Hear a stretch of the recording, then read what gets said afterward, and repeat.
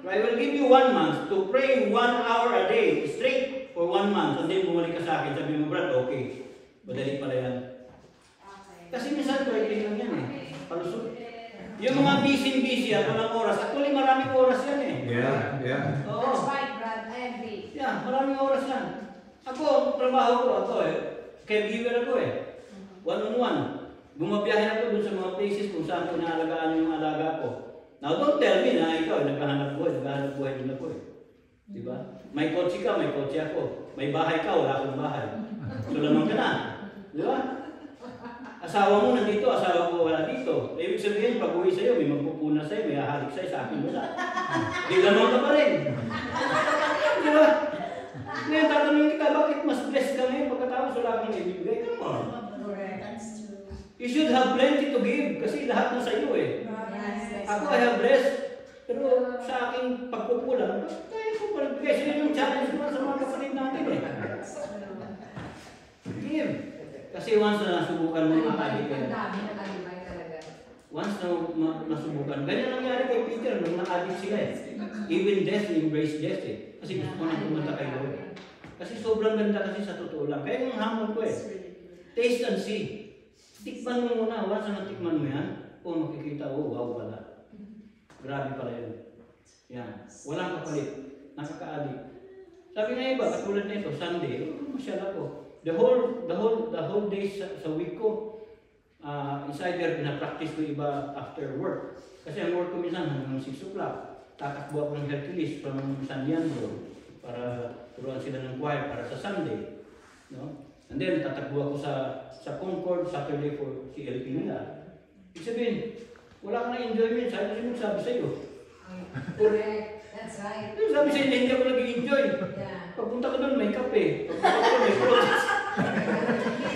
Nakakatinig na ako, libre kayo, pag-uwi ko, iba. Minsan, sabi pa nila, you have no life? Oo. Oh, no, I have life. Sabi nga nun, paano hindi ka naman nanonood ng TV? Pero TV ka ako. Kaya saan ako ngayon, may TV. Siguro pinuprovide nila dito para lahat ng kailangan mo sa bahay, alam mo na. Telepono, TV, YouTube, CFC, talks, everything nandito na in one ano. So yun sinasabi ko sa kanila, go ahead, be proactive. And then just enjoy. Ang bottom line lang naman si Joy eh, walang iba eh. Hindi si Joy na kapitbahay ah. Enjoy serving. Ang sabi ko sa kanila, don't look at the issue as a problem, but look at the problem as a challenge to do something, work around it. At saka, habang nagkakaproblema ka, tumatalas ka eh. So, totoo lang yan. Kaya iba, hindi nila alam mag-serve kasi ayaw na ng problema. Paano ka kumalumatin? Paano kung isa lang? Paano kung... Maraming if eh. Yeah. Kasi ang isipan ng mga iba, when you call them to serve, ang unang nakikita nila, problema. Yeah. Kaya sabi nga nila, there are two kinds of people. Some sees the glass as half empty, and the other one is half full. Yung people who see is the glass as half empty. Ang unang nakikita nila, problema. Yeah. I learned that lesson nung bago lang kami dito eh. Yeah. Wala pa kami trabaho. We attended a multi-level talk. Sabi nga nung presenter, tingnan mo to, 2 tao. In-invite yung buong group. Oh, next week we'll have a picnic. Oh, it's going to rain. Rain or shine. Pag nakita kagad, yung rain. Sabi niya, no, it's not rain. They can bring an umbrella.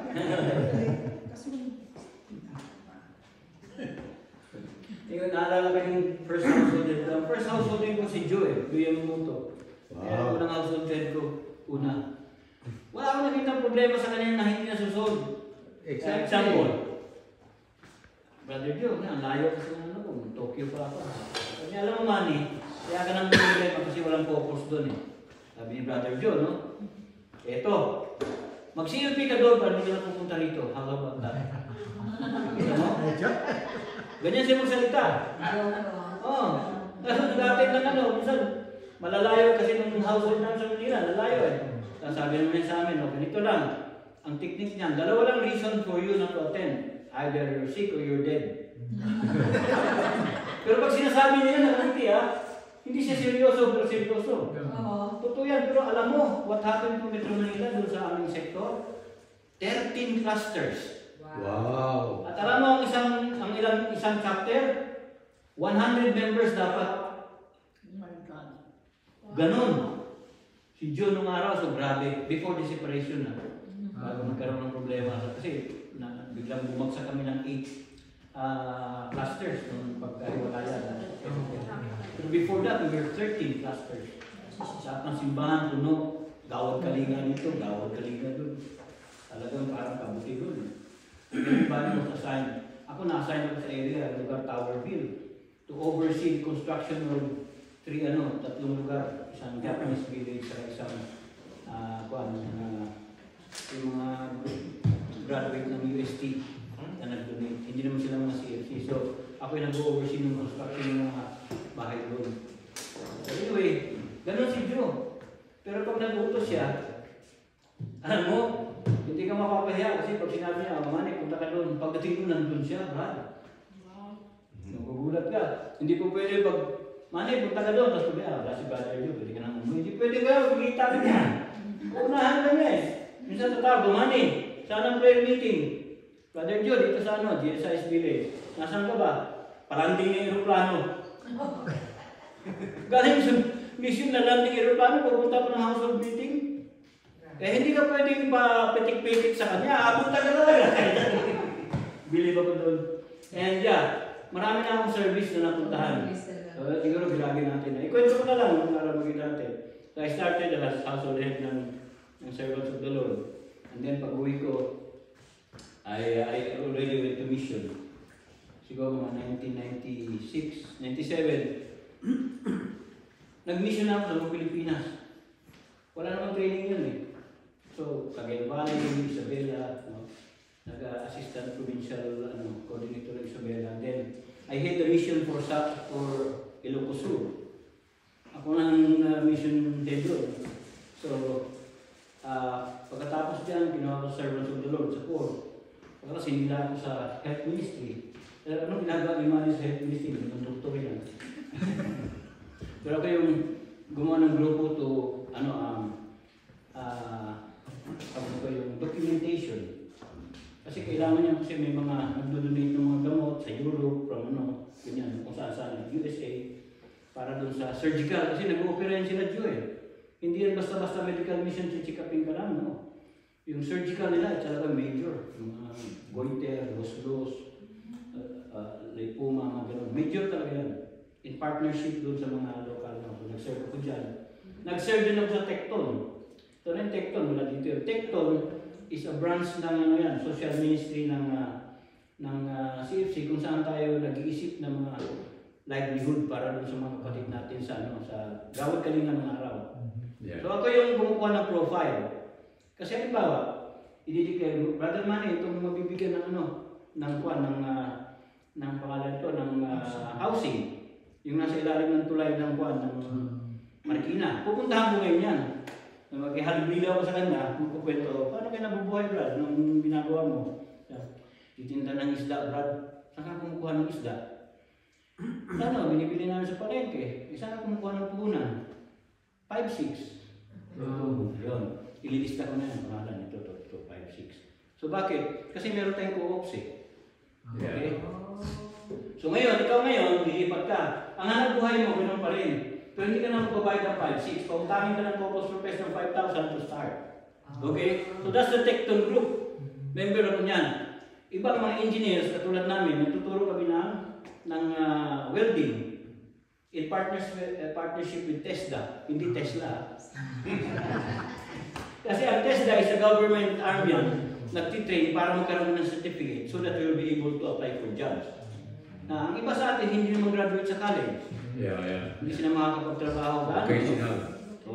So ngayon, in partner sa CFC, through Tecton, partner sa Tesla, Tesla na ang magsicertify. So ang magtitrain naman ngayon, libre, ito mga engineers, welding. Kung makita niyo yung mga trabahante sa Hyundai, shipping, karamihan dyan, trained ng CFC. Okay? Kaya may trabaho sila, yung mga na-house natin sa Gawad Kalingan, pati sa Angkok ngayon. So nakapagtrabaho na rin ako sa in partnership with STMA. So ano ba yung STMA? St. Thomas More and Associate, wala din dito yan. Aggregation yan ng mga lawyers and judges and government officials, senators. So ano ang trabaho namin ni Mrs.? Kami yung nag-evangelize sa mga government office. So na-assign kami sa DOJ, DILG, papasok kami sa mga opisina para gumawa ng ganito. So, kaya sanay kami sa handlist sa servants kasi bihira ang co-post doon Pagka kasi sa opisina ka, most likely yan, hindi na magkasama mag-asawa doon Kaya si Brother Freddy, ang natiklo ko Freddy Espiritu. Presidente yan ng kita ng Coronado. And so on and so forth. So, ano ko bang na-serve ko na? So nakapag-serve na ako sa Leyte. Kaya kilala ko yung sila Boy de Leola Sila dati yung provincial head dyan. So sa Leyte, nakapag-serve na ako sa Mindanao as far as Basilan. Doon sa Muslim area. I was also assigned for 1 week in Camp Abu Bakar. Pagkatapos ng gera. Binumba ni Arab yun Tapos nirepair natin yung mosque ng mga Muslim doon. So marami ng mga service na kung saan na-expose ako. Kasi ang stand ko kasi is masunong rin ako Masunod na wala, masunod. Lahat ng pinadala sa akin puro problema. Alam bakit? Di ko alam Hindi ka pala nights, masunod ka. Kaya lang, ang the best sa akin yung bang uulan ko ng bahala si Lord. Pag sinabi ng household head ko si Joe, Manny, punta ka ng Iriga kasi may construction doon ng Anong gagawin ko, Brother Joe? Punta ka lang. Ganun lang. So I went to Iriga, nakita ko, nagko-construct sila ng mga bahay doon sa hill, mga bahay ng mga Gawad Kalinga. So doon pa lang, magpapala ka. O yun ang gagawin mo. So wala instruction. O punta ka naman sa Calabanga, sa Naga. And then I was the one also sent to southern part of Sorsogon. So sa Irosin, Matnog, Bulan, Gubat, Pedro Diaz, Cuban, and so on and so forth. Pero pag pinadala kasi, parating question kasi, the most common question ang gagawin ko ron. Ang parating sagot basta pumunta ka lang. Bihira yung nagsasabi sa akin na ganito gawin mo, ganito wala ang instruction na bihira yun. Sasabihin na sa akin, may susundo sa iyo, tingnan mo na yung t-shirt ng Co-Apostle for Christ. Minsan, ina-expect ko, siguro naka-statics ito, magandang kotse. Yung pala susundo sa'yo, motor na kagang-kagang. Uy, yung susundo ko kasi nag-focus for Christ. Sasakay ka lang sa likod, di ba? Nagalang bro, alam mo, pag kinikwento kayo, masaya na Pero tayo na nandun ka, oh my God. Pero ngayon, yun yung joy ng service. Marami ako dyan. When we started sa Erosin, so the first CLP namin ay 50 kagad. 50 individuals. At ang tumawag ng tulong sa akin, sumalangit nawa, isang unit head na nag-relocate from Sorsogon City. Umuwi siya sa Bulan, Sorsogon. And so, ang bahay na nasa ilalim ng bulkan, Bulusan That time, nagpunta ako, putok yung Bulusan Hindi naman boom na gano'n. Pero umuulan siya ng ash. So, nag-aaluto siya. And then sabi niya, Brother Manny, tulungan mo naman kami doon, CLT. Wala pa ba dyan? Sorsogon yan Sabi niya, Sorsogon City lang Pero daw, wala pa. So, ganun ba? O sige, akala ko susunduin ako ng isang magandang trupa, hindi pala. Hinatid lang ako sa bus. Sandali, sino kasama ko? Kaya na, Brother Manny, titikit niyo. Oh my God, wala yung kasan ko! Bahala na si Lord. Sige, nasa isip ko, susunod sa akin na bumuli ko lang. You know, pag biniyaya talaga ni Lord Later on, ang sponsor ko, kasi naging head siya doon, doktor na, ganda ng higaan ko. Ganda ng bahay niya, tapos sarap na ng pagkain. Tapos pinapasyal pa nila ako dun sa mga lugar na may mga hot spring, mga ganyan. So, yung ganang istorya, and then eventually yung doktor na yun, siya na naging provincial head. At alam mo, naging biyaya doon sa province niya, he became the doctor sa province ba. And then nagkaroon yata sila ng budget na more than 3 million. They were able to build a hospital. Yeah, yun ang naging blessing niya. So, teka, gawin mo lang. Kasi wala namang gawain na mahirap. Sa totoo lang, madali eh. Bakit? Kasi hindi ko iniisip. Minsan ang kalaban kasi yung mga nag-iisip eh. Isa lang naman ang ano natin, yung mission and vision, yun ang doon ang napatay na tayo eh. Ano ang mission? Vision. Evangelize. Families of the Holy Spirit, renewing the face of the earth. And then the vision, Church of the Poor, pro-poor, pro-life, pro-this and that, this and that. Yun ang problema natin. The rest, bahala si Lord dyan. Sa isip ko, yun ang trabaho yan. So, yun lang ang contribute ko, brothers and sisters, at pasalamat ako lalo-lalo na kayo mga leaders. Narinig nyo, I hope that you will also share that to your members. Para next year, magsisigil kayo din tayo. And pag nakapulot kayo ng sermons of the Lord, pwede ba kayo magdun sa amin? Kung gusto mag-serve sa sermons of the Lord, go ahead. We welcome you. No, Brian, meron bang ikaw biographer? Kasi baka ikaw maging first saint ng Couples for Christ. at ano, yung pero ang ano ko lang sa kanila, when you serve the servants of the Lord, you also have to serve in Couples for Christ. Pero yan, sabi nga, walang ano dito, walang outreaches. No walls. Everything we share. Visions. So, salamat mga kapatid.